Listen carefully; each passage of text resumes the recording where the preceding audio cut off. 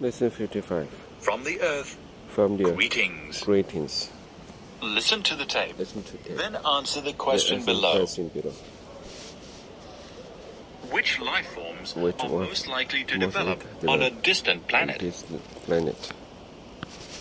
Recent developments in astronomy have made it possible to detect planets in our own Milky Way and in other galaxies. This is a major achievement because, in relative terms, planets are very small and do not emit light. Finding planets is proving hard enough, but finding life on them will prove infinitely more difficult. The first question to answer is whether a planet can actually support life. In our own solar system, for example, Venus is far too hot, and Mars is far too cold to support life. Only the Earth provides ideal conditions, and even here it has taken more than 4 billion years for plant and animal life to evolve. Whether a planet can support life depends on the size and brightness of its star, that is, its sun. Imagine a star up to 20 times larger, brighter, and hotter than our own sun. A planet would have to be a very long way from it to be capable of supporting life. Alternatively, if the star were small, the life-supporting planet would have to have a close orbit round it and also provide the perfect conditions for life forms to develop. But how would we find such a planet? At present, there is no telescope in existence that is capable of detecting the presence of life.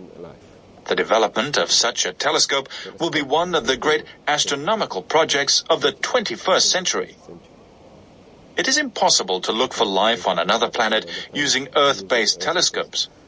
Our own warm atmosphere and the heat generated by the telescope would make it impossible to detect objects as small as planets. Even a telescope in orbit around the Earth, like the very successful Hubble telescope, would not be suitable because of the dust particles in our solar system. A telescope would have to be as far away as the planet Jupiter to look for life in outer space, because the dust becomes thinner the further we travel towards the outer edges of our own solar system. Once we detected a planet, we would have to find a way of blotting out the light from its star, so that we would be able to see the planet properly and analyze its atmosphere. In the first instance, we would be looking for plant life rather than little green men. The life forms most likely to develop on a planet would be bacteria. It is bacteria that have generated the oxygen we breathe on Earth. For most of the Earth's history, they have been the only form of life on our planet.